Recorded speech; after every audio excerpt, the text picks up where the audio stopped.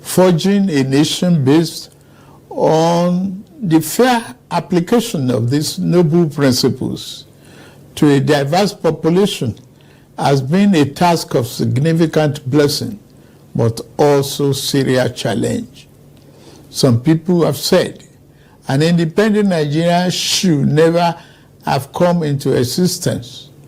Some have said that our country will be torn apart. They are forever mistaken. Here, our nation stands, and here we shall remain. This year, we passed a significant milestone in our journey to a better Nigeria by democratically electing a 7th consecutive civilian government. Nigeria has proven that commitment to democracy and the rule of law remains our guiding light. At my inauguration, I made important promises about how I will govern this nation. Among those promises were pledges to reshape and modernize our economy and to secure the lives, liberty, and property of the people.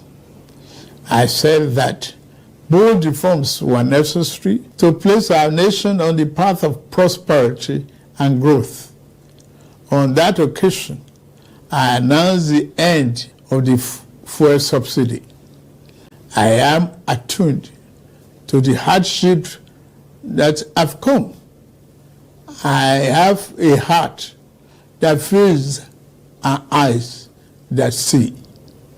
I wish to explain to you why we must endure this trying moment. Those who sought to perpetuate the fuel subsidy and broken foreign exchange policies are people who will build their family mansion in the middle of a swamp. I am different. I'm not a man to erect our national home on a foundation of mud. To endure, our home must be constructed on safe and pleasant ground. Reform may be painful, but it is what greatness and the future require. We now carry the cost of reaching a future Nigeria where the abundance and fruit of the nation are fairly shared among all, not hoarded by a select and greedy few. A Nigeria where hunger, poverty, and hardship are pushed into the shadows and ever-fading past. There is no joy in seeing the people of this nation shoulder burdens that should have been shared years ago. I wish today's difficulties did not exist, but we must endure if we have to reach the good side of our future. My government is doing all that it can do to ease the load. I will now outline the path we are taking to relieve the stress on our families and households. We have embarked on a several sector reform to stabilize the economy, direct physical and monetary policy to fight inflation, encourage production, ensure the security of lives and property, and lend more support to the poor and the vulnerable. Based upon our talks with labor, business, and other stakeholders, we are introducing a provisional wage award increment to enhance the federal minimum wage without causing undue inflation. For the next 6 months, the average low-grade worker shall receive an additional 25,000 naira per month development. We set up an infrastructure support fund for states to invest in critical areas. States have already received funds to provide relief packages against the impact of rising food and other prices. making the economy more robust by lowering transport costs shall be key. In this regard, we have opened a new chapter in public transportation through the development of cheaper, safer, compressed natural gas, CNG, buses across the nation. These buses will operate at a fraction of current fuel prices, positively affecting transport fare. The new CNG conversion kits will start coming in very soon, as all hands are on deck to fast-track the usual lengthy procurement process. We are also setting up training facilities and workshops across the nation to train and provide new opportunities for the transport operators and entrepreneurs.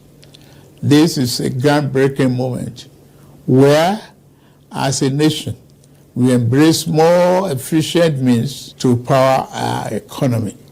In making this change, we also make history. I pledged a thorough house cleaning of the den of malvisions the CBN has become. That house cleaning is well underway. A new leadership for the central bank has been constituted. Also, the special investigator will soon present its findings on the past lapses and how to prevent similar recurrences.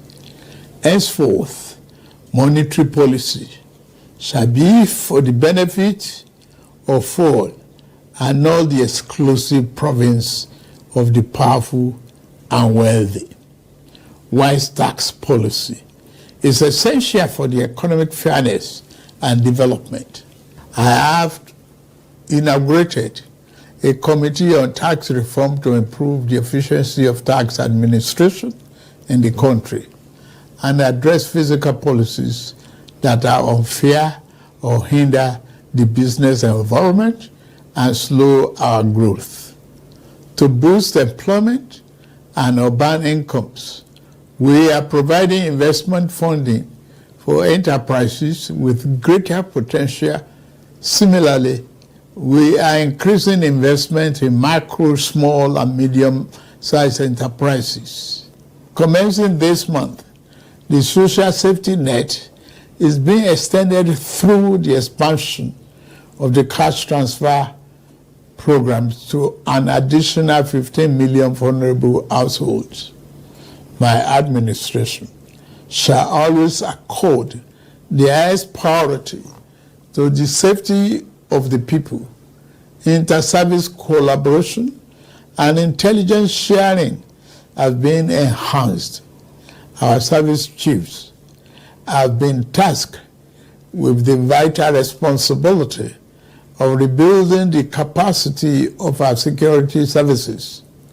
Here, I salute and commend our gallant security forces for keeping us safe and securing our territorial integrity. Many have paid the ultimate sacrifice. We remember them today and their families. We shall equip our forces with the ways and means needed to perform their urgent task on behalf of the people. We shall continue to make key appointments in line with the provision of Constitution and with fairness towards all men, women, youth, and physically challenged shall continue to be given due regard in these appointments.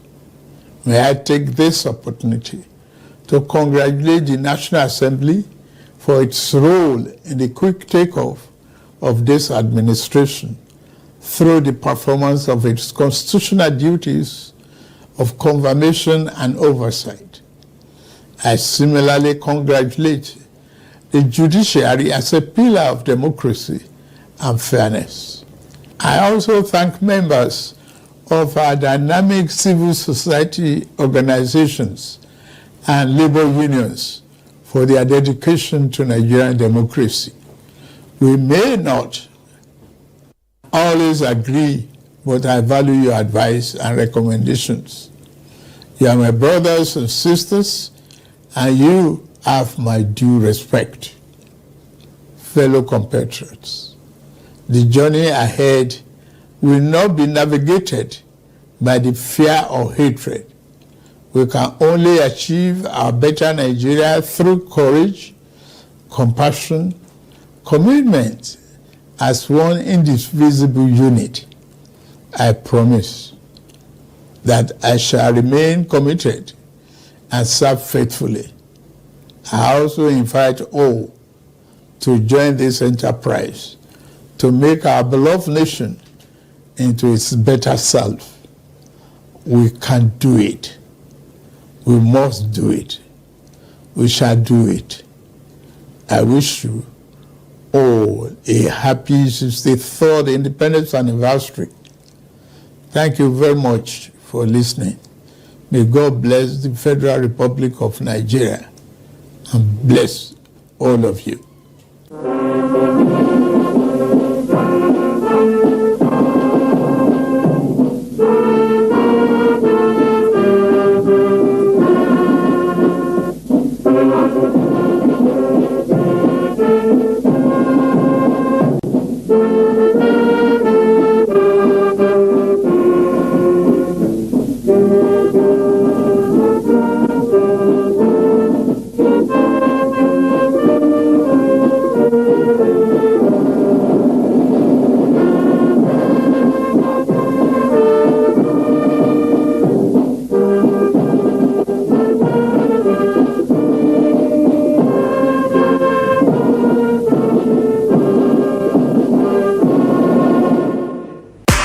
Shallow, why it's okay, make it relax like